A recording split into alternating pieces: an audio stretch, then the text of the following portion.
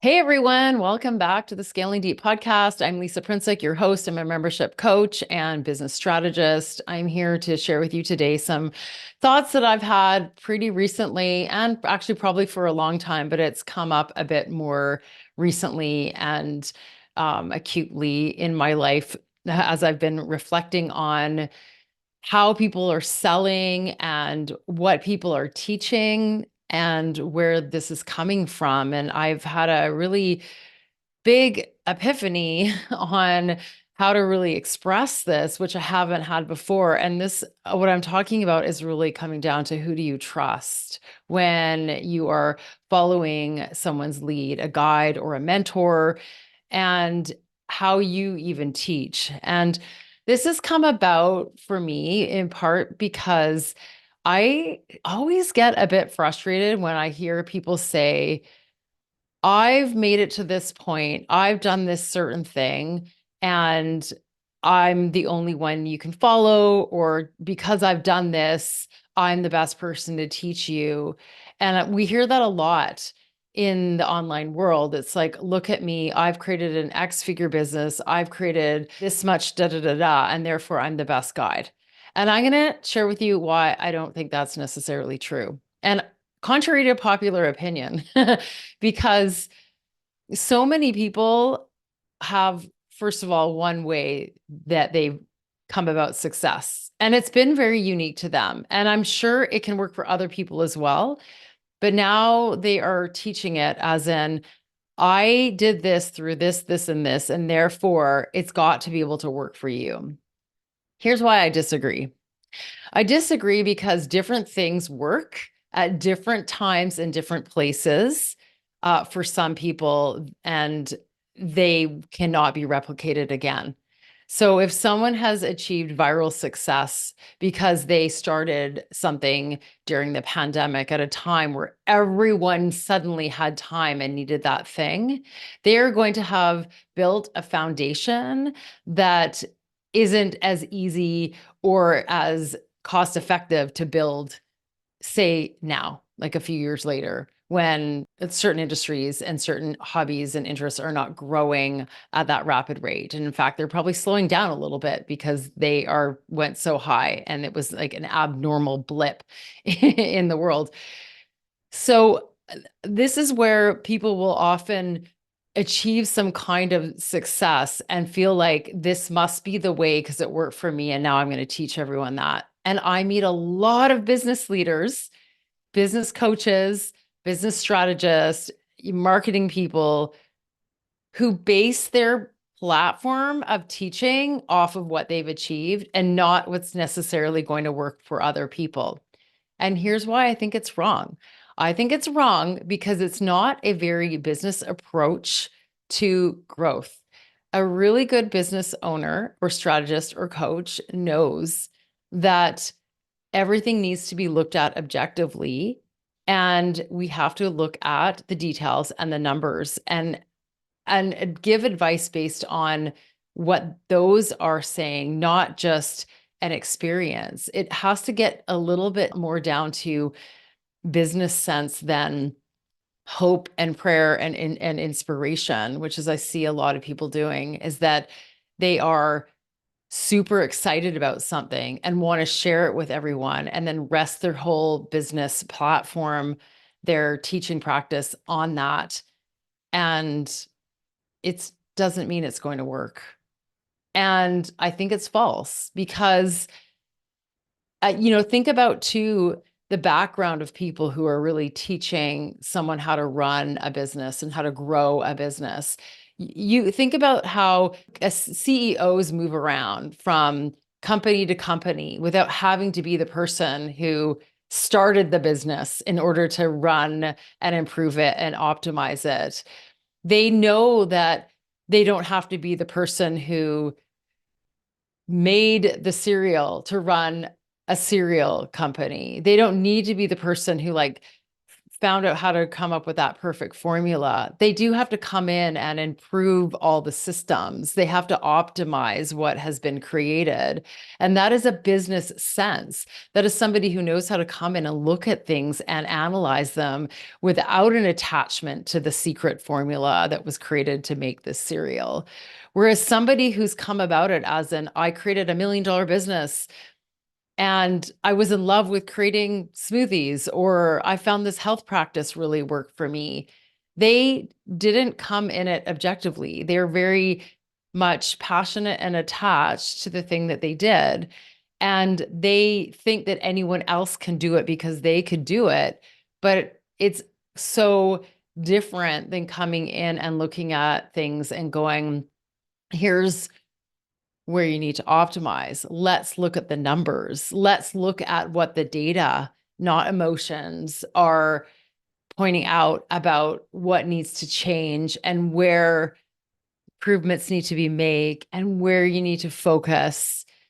And I think there's a lot more truths out there from people who can come into a business and look at it objectively than people who are resting their whole advice and way of doing things and programs based on what they've achieved. Because imagine the person who's worked with 100 different companies that are all completely different and have arrived at where they have for different reasons, different things that have done well, from different growth practices. And they can look at any of those companies and help them optimize.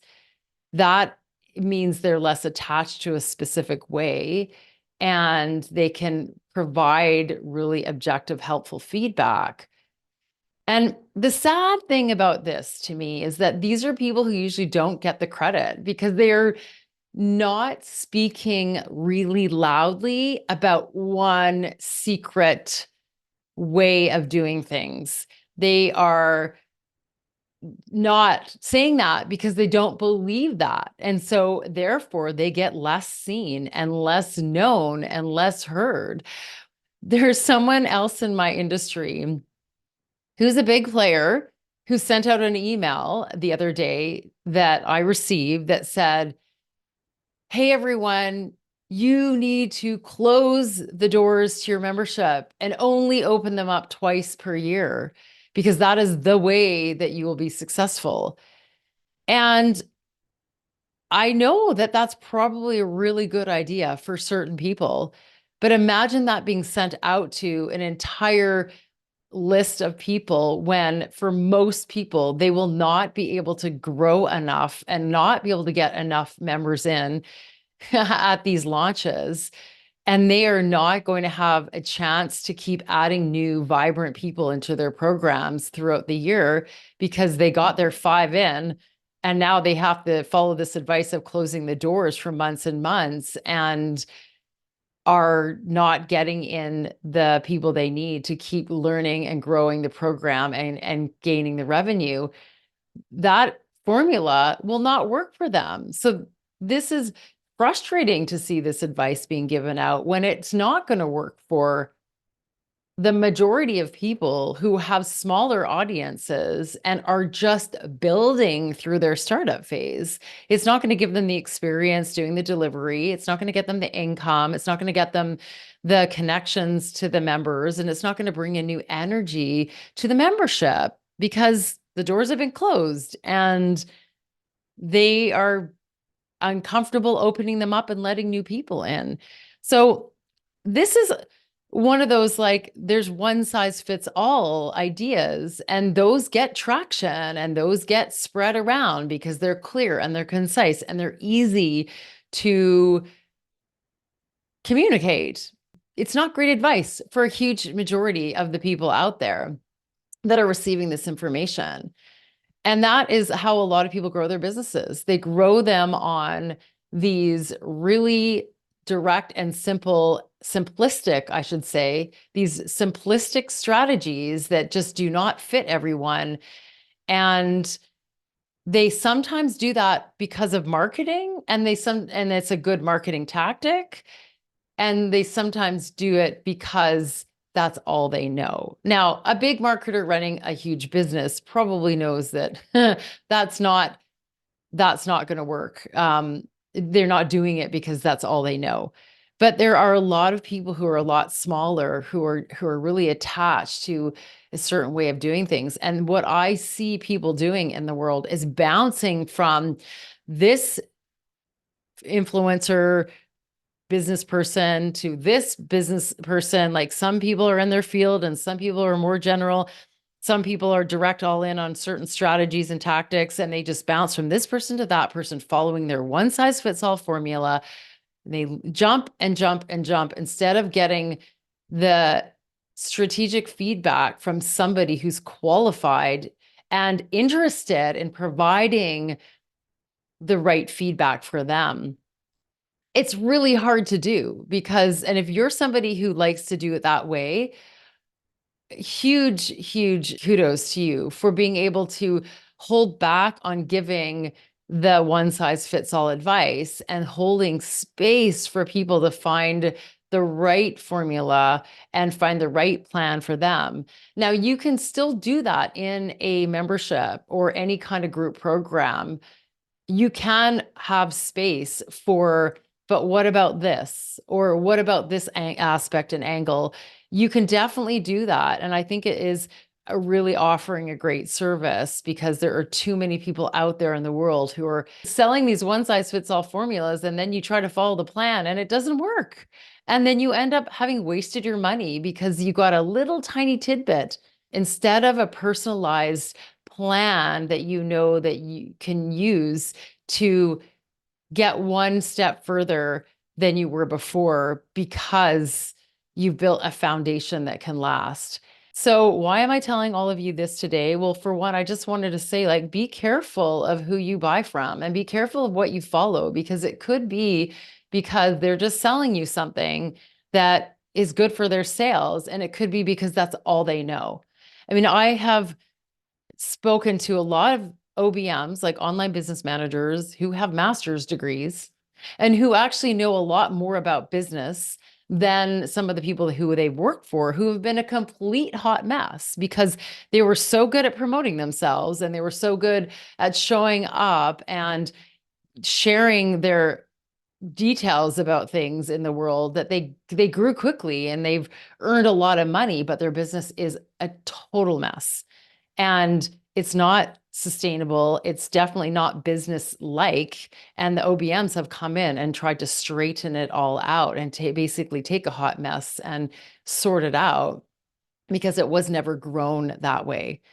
Whereas I really believe in growing it a really strong base that can be optimized without drama, without a lot of roller coasters, with some, for sure, experimentation and trial and error, but in a systematic way so that you actually know what that is, rather than let's experiment here and let's just try this new thing and hope that takes off. Oh, let's try this next thing and hope that takes off. Oh, and let's just hope that this thing we put out there goes viral. Well, even if it does, is that a timing thing and a temporary thing? Can that even be replicated? And if not, then you're just chasing the next thing that's going to hopefully go viral. And then you're just going to chase the next thing and go viral. And while that might be really fun for somebody who's a creator and creative, it's not going to build a strong foundation of business all the time. I really believe in having a really core value proposition and then working on it systematically to still do the fun things and the things that are inspiring you and exciting you, but not throwing everything out every few months to try something brand new and that seems exciting and catchy, and making more work for yourself, because that will serve the people who want to be working all the time. But what about the people who want to make their business work for them? That's when you need to look at the numbers. That's when you need to look at the systems. That's when you need to get objective, and you need to get objective advice about what needs to be improved. Now, I'm really lucky because I have that in a mentor and coach, and that's also how I do things. And I also want to share with you that I also do sell programs and I do sales, but I do it with a grain of truth as opposed to just selling the fantasy about what is possible for a few people who've been able to break out and get known and then systematize it. I like to share with you what people are doing now, how they're growing, and some of the stories that are very positive, but they're not too good to be true. It's very possible for you to get that traction and then grow from there. And I'm going to be sharing a lot of this with you in my upcoming live training, the Six Figure Membership Secret, which I'm hosting on March 21st at 10 a.m. Pacific, 1 p.m. Eastern. You can get signed up to that at scalingdeep.com/live. And I will share, I promise, all the truth with you about what it really takes to grow an online membership, how you can start it sustainably so that you can create something that you can build upon systematically to grow without hustle, without drama, and really enjoy yourself. So please sign up for that. It's totally free. We're going to have a great time.